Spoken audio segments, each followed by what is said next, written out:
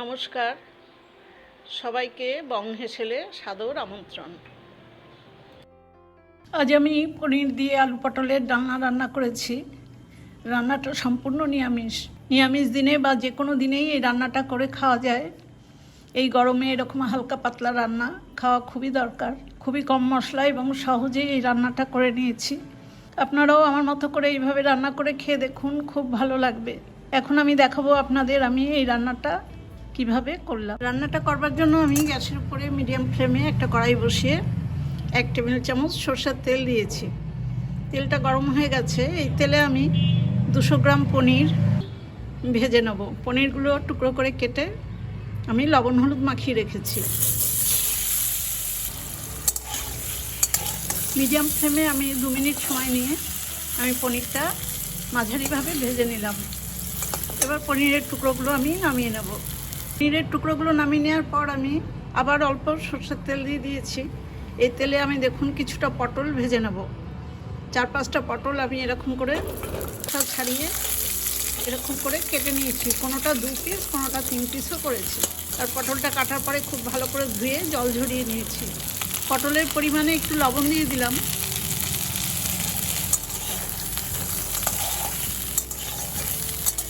পটলটা ভালো করে মজিয়ে নেওয়ার জন্য আমি এখন পটলটাকে একদম লো ফ্লেমে একটু ঢেকে রাখবো।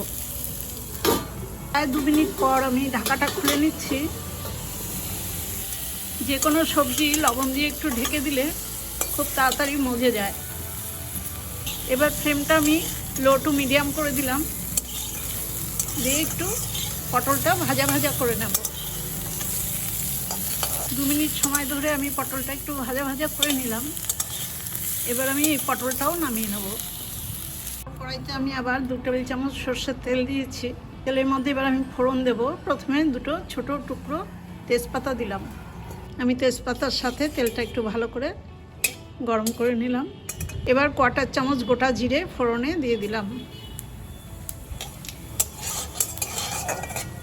ফোড়নটা ভাজা হয়ে গেছে। এবার একটা আলু দেখুন এরকম করে কেটেছি। এই আলুটা এবার এই তেলের মধ্যে ভেজে নেব। গ্যাসের ফ্লেমটা লো করে দিয়ে আমি আলুটাও একটু ঢেকে ঢেকেই ভাজবো। এরকম ঢেকে ভাজলে তাড়াতাড়ি করে ভাজাটা হয়। 2 মিনিট পরে আলুর ঢাকাটা আবার খুলে দিচ্ছি।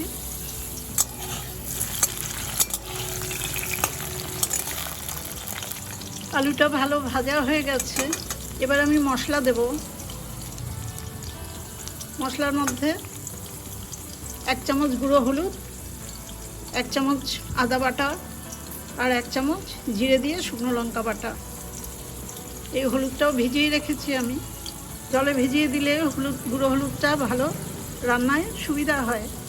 আর জিরে আর শুকনো লঙ্কা বাটাটার মধ্যে 1/2 চামচ গোটা জিরে আর ছোট 3টে শুকনো লঙ্কা আছে।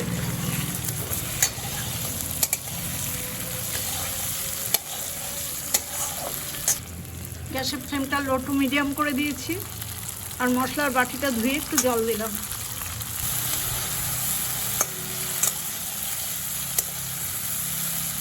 এবার তরকারির পরিমাণে আমি 1/2 চামচ মতো লবণ দিয়ে দিলাম।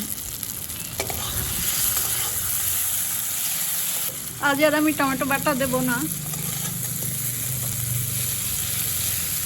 এখনকার দিনে সারা বছর টমেটো পাওয়া যায় বলে আমরা সবসময় টমেটোটা ব্যবহার করি, কিন্তু টমেটো ছাড়াও কিন্তু তরকারি খেতে ভালো হয়।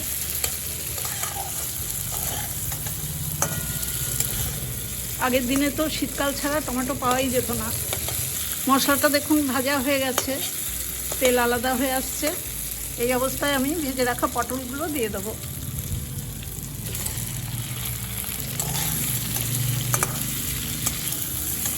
পটল দেওয়ার পরেও আমি আবার কিছুক্ষণ এই পটল আর মশলা আলু সব কষিয়ে নেব।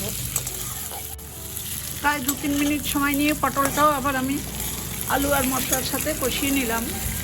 এবার পাশের রান্নার থেকে গরম জল আমি পরিমাণ মতো দেব। রান্নাটা আমি ঝোল করব, সেই জন্য আমি সেই বুঝেই জলটা দিলাম। এবার লো টু মিডিয়াম আছে আমি এই সবজিগুলো আবার একটু ঢেকে দেব। 3-4 মিনিট পর আমি ঢাকাটা খুলে দিচ্ছি। আলু আর পটলটা দেখুন খুব ভালো করে সেদ্ধ করে নিলাম। এবার আমি ভেজে রাখা পনিরগুলো ঝোলের মধ্যেই দিয়ে দেবো।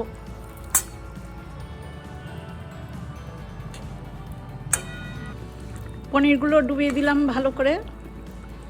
এরকম অবস্থায় আমি আবার একটু তরকারিটা ভালো করে ফুটিয়ে নেব। 2-3 মিনিট ভালো করে ফুটিয়ে নিলাম। এবার চিনির বদলে 2টো সুগার ফ্রি ট্যাবলেট দিলাম।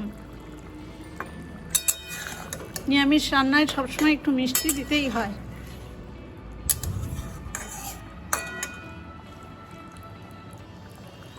আর গরম মশলা বাটা 1 চামচ একটু জলে গুলে নিয়েছি, সেই বাটাটাও দিয়ে দেবো।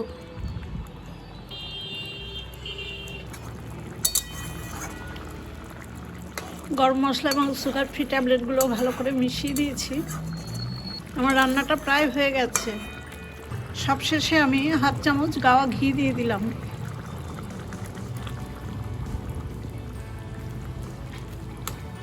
এই ঘিটাও এই রান্নাতে খুব ভালো লাগবে খেতে। রান্নাটা সম্পূর্ণ হয়ে গেছে।